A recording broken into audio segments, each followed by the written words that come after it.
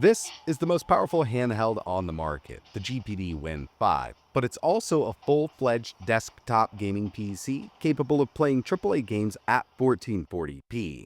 On the channel, we've already taken a look at the GPD Win 5 powered by the Ryzen AI Max 385. It's actually the lower-end variant than the one we're going to be testing out today in desktop mode. What I've got here is the high-end GPD Win 5. It's got the AMD Ryzen AI Max Plus 395, 128 gigabytes of RAM, and with all of that, we have the Radeon 8060 Si GPU. I will have a full review coming up on the channel, so keep an eye out, but in this video, I wanted to take a look at this thing in desktop mode. And of course, most people who pick this up are just going to be using it in handheld mode, but there's so much more that we can get out of this, and with the prices on most of these newer handhelds being so high, this could work out to be your main desktop also.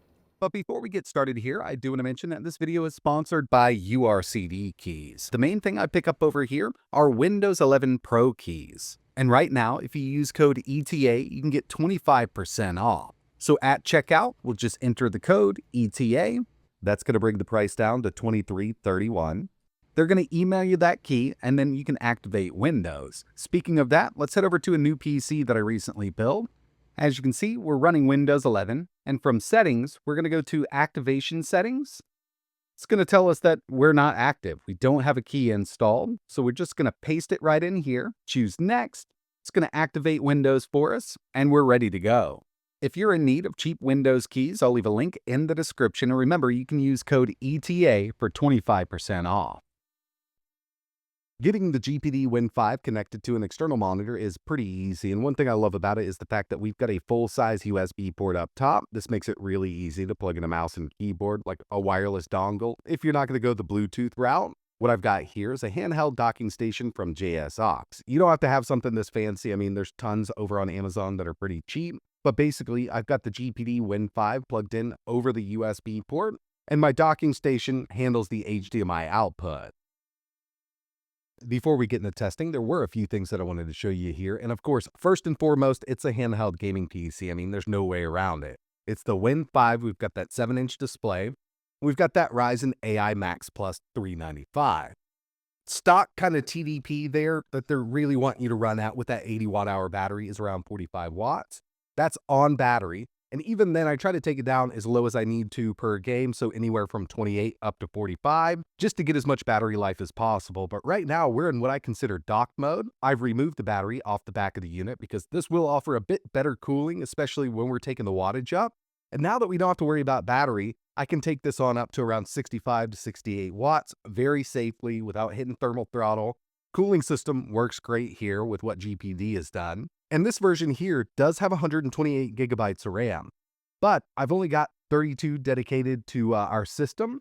And if we move down to the GPU, which is that Radeon 8060S, we've got 96 gigs dedicated. Usually I try to cut this in half, but I mean, we've got more than enough system RAM. And of course, we've got more than enough VRAM here for anything, even AI workloads using large language models.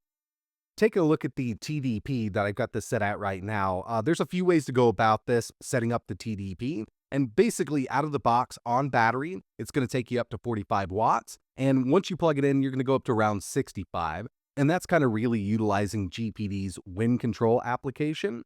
I've actually gone and I've used a different application. I personally like to use a Universal x86 tuning utility. So with this, I've gone up to 68 watts, and I find that really nice here for the cooling system and performance with the Max Plus 395. We stress this out using CPU-Z. Right down here, hardware info, I'll zoom in a bit. You can see we get up to 68 watts, and this is sustained. It's not just to boost up to 68 and then drop back down. Again, cooling system here is great. It does kick up a bit. It's not super loud. I mean, it doesn't sound like a jet engine, and I could take this up to 80 watts if I want. But there's a chance we could hit thermal throttle with this for sure at around 80 watts. But I think 68 is great for this little chip. But one thing that I've been messing around with quite a bit on the Max Plus 395 is video generation. And you could use Comfy UI if you want to with something like WAN. But what I've been doing is actually using Amuse. This is just really easy to use, especially showing it off in a video. Basically, we do have access to AMD's XDNA Super Resolution and XDNA 2 Stable Diffusion. We've got an NPU here, and let me bring up my task manager, show you what we've got. So we've got our GPU down here, we've got our CPU up here, but let's say we wanted to generate a video, and we'll just use the stock prompt we have here. So video count, we're only going to do one. We'll do balanced. Let's do 4 seconds. I'm going to leave the XDNA super resolution off for this one, but we'll go ahead and generate video. It's going to load the pipeline, optimize it for us. And you see, this is our system memory. CPU isn't being hit up that much, but you can see that the iGPU, that Radeon 8060S, is being used. That's how we're going to generate this video, and we'll just let this go for a bit, see what kind of results we get. And I'll tell you, one thing that's actually really impressive about this little handheld is just the temps here. So we're maxing out that GPU, and it's not going to use 68 watts to max it out completely, but it is using quite a bit right now. And our GPU temp is like 43 up to like 47. I've seen it hit. So it's not getting hot at all, just, generating these videos. The fan on this thing isn't even spinning up that much right now. And there it is. So we've got a nice little 4-second video here of a raccoon playing guitar in the beach. Took 128 seconds. And if we had something like an RTX 5080, it would be much faster. But there's no RTX 5080s in a handheld like this. This 8060S actually does a pretty decent job for this. And since we've got a ton of VRAM here, using large language models in something like LM Studio works out really well. But the next thing I wanted to take a look at were some benchmarks that I ran on this. And the first one we have here is Geekbench 6. Remember, we're at a 68 watt TDP, looking at a single core of 2,889, multi 18,845. With those 16 cores and 32 threads, that multi-core score is way up there, especially given that this is sitting in a handheld. I also ran 3D Mark Time Spy, and again, you got to keep in mind we're at a 68 watt TDP. Total score 9,370, and I've seen this chip do over 11,000, but you got to take that wattage up there. Now it's time to check out some 1440p gaming on this setup, and we've got Cyberpunk 2077, 1440p high with FSR set to balance, and I've been able to play this on the Max Plus 395 at Ultra with FSR at quality, but that requires the wattage to be up to around 85 to 90 watts, and in a small form factor PC with this chip, it's totally possible to do that. In fact, there are some manufacturers who put out their mini PCs that do up to 140 watts with this. It will benefit on the CPU side and the GPU side. You'll just get those higher clocks. But we're in a much smaller unit. I mean, it's in a handheld right now, and I think 68 watts is a good sweet spot if you're in dock mode. And if you take a look at our CPU temp right now, we're actually under 70 degrees Celsius.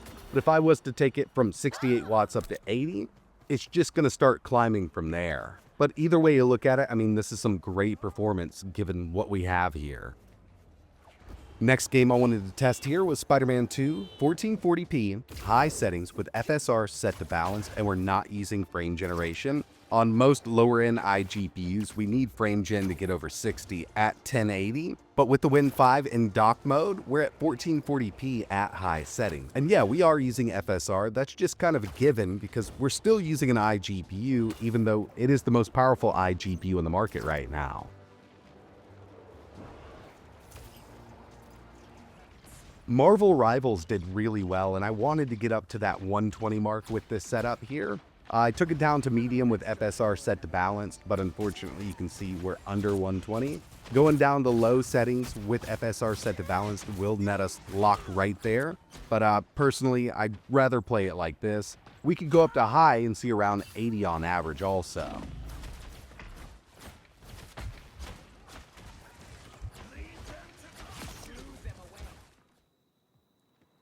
And the final game I wanted to test out is one of those that just gives any iGPU a run for its money. We've got Borderlands 4, and I'll tell you, there have been a few updates that have significantly increased performance on lower-end systems, but not as much as I was really hoping for.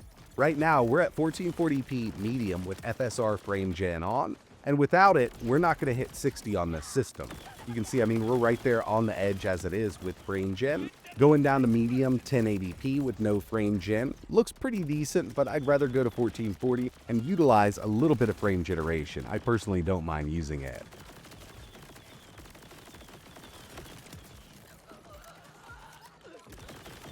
So in the end, yeah, there's no doubt that you could use this as a dock desktop setup. In fact, it's more powerful than a lot of gaming PCs right now. And I really made this video because if you pick something like this up, you're going to spend quite a bit of money on something with that Max Plus 395. So I wanted to show off what this thing is really capable of doing with a little bit of a higher wattage and not having to worry about the battery. And I think it does work out really well.